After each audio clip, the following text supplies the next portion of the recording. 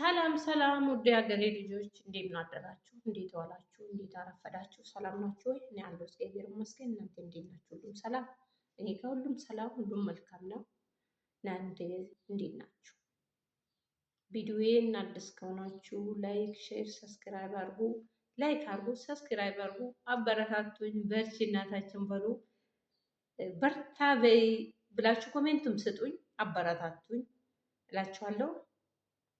ወደ ሌላ ጉዳይ ሲገባ እንግዲህ አንድ እህታችን መዳም ቤት 2 ዓመት ሰርቻለሁ። እንደዚህ ሰርቼ ሰዎች የተቀየሩብኝ፣ ብዙ ብር ልስጥሽና አንድ ኩላሊትሽን ስጭኝ ብላ አስቸገረችኝ መዳሜ ብላለች።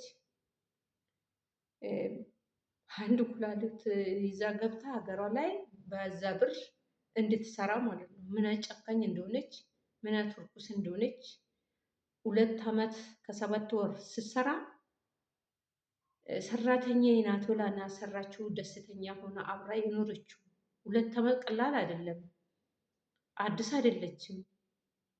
እንዴት ብትገምታት ኩላሊትሽን ስጪኝ ብትል እንደው ምንም ቢሆን ብር ፍለጋ ስንመጣ ህይወታችን ሽጥን፣ እውነት ህይወታችን ሽጥን በሰው ሀገር ስንኖር፣ አሁን ደግሞ ጭራሹኑ ኩላሊት አውጥተሽ ስጪኝ ማለት አይከብዳትም? እሷም እንደኔ ሰው ናት፣ እንደናንተ ሰው ናት፣ እንደ ማንኛችም ሰው ናት። እና ምን ብላ ነው እንደዚህ ኩላሊትሽን ስጪኝ አገርሽን ገብተሽ በዛ በአንድ ኩላሊት ብዙ ስራ ትሰራለች በዛ ብር ብላ አለችኝ ብላ እያለቀሰ እየተጨነቀች ነው። እና እንደዛም ሆና ስራ ስሪ ብላ ታስጨንቃታለች። እንደዛም ሆና ደግሞ ስራ ትሰራለች። እናንተስ ምን ትላላችሁ? እንደዚህ አይነት ውድ እህቶቼ እንደዚህ አይነት ጥያቄ ሲያመጡ ሲያቀርብላችሁ ወዳው ወደ ቢሮ ደውላችሁ፣ እሷ ሳሰማ ወደ ቢሮ ደውላችሁ መብት የራሳችሁ መብት ፈልጉ። መብት አትጠጡም። መብት አለን እኮ ቢሮ ጠይቀን እንዲህ ብለናለች፣ በህይወቴ መታለች ማለት እኮ ነው። ይሄ በህይወት መምጣት እኮ ነው። በህይወቴ መታለች እና እንዲህ ብለኛለች ብላችሁ ደውሉና ንገሯቸው።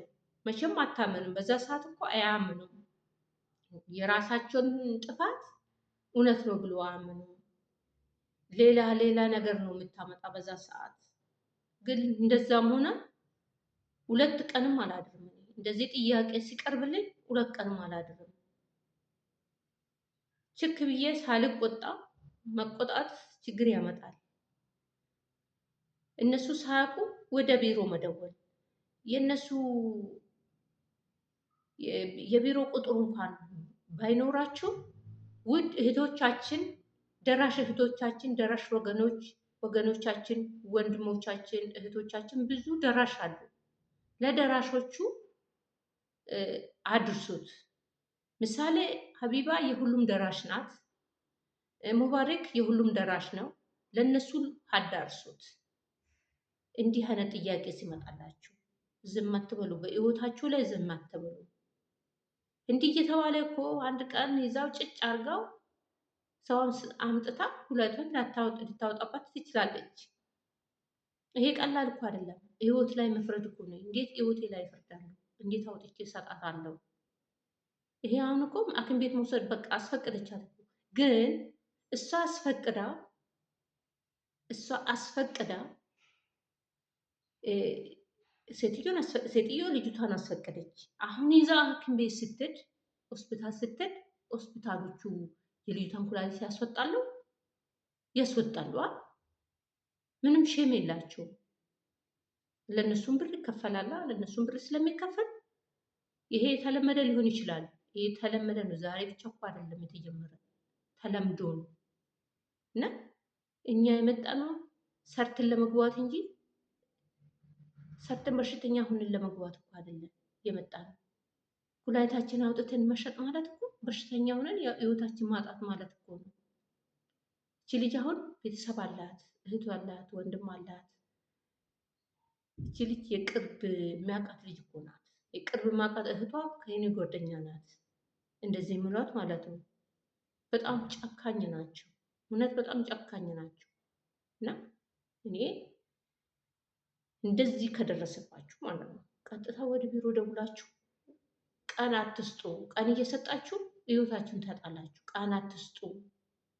ወደ ውልቅ ብላችሁ ከዛ ቤት መውጣት ነው።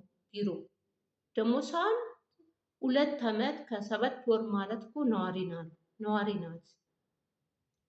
ለመሄድ ራሱ መብት አላት።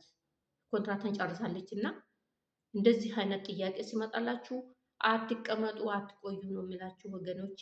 ራሳችሁን ጠብቁ። ከራሳችሁ በላይ የለም። ጤነኛ ከሆናችሁ ሎርማን ጤነኛ ከሆናችሁ የፈለጋችሁበት ሀገር ሄዳችሁ ሰርታችሁ የምትኖሩበት ሰርታችሁ የምታገኙበት እድል ይኖራችኋል። ዛሬ ግን በፍራቻ እዚህ ቤት ውስጥ ተወሽቀሽ እዚህ ቤት ውስጥ ቁጭ ብለሽ በፍራቻ አንድ ቀን መሞት አለ። አንድ ቀን ያችን ኩላሊት ያቀዱበት ኩላሊት መውሰድ አለ። እና ራሳችሁን ጠብቁ። ለራሳችሁ ላይ አትፍረዱ ነው የምላችሁ። አደራችሁ እንዲህ አይነት ካጋጥማችሁ ውላችሁ አትደሩ። ለህይወታችሁ ዋጋ ስጡት ነው የምላችሁ።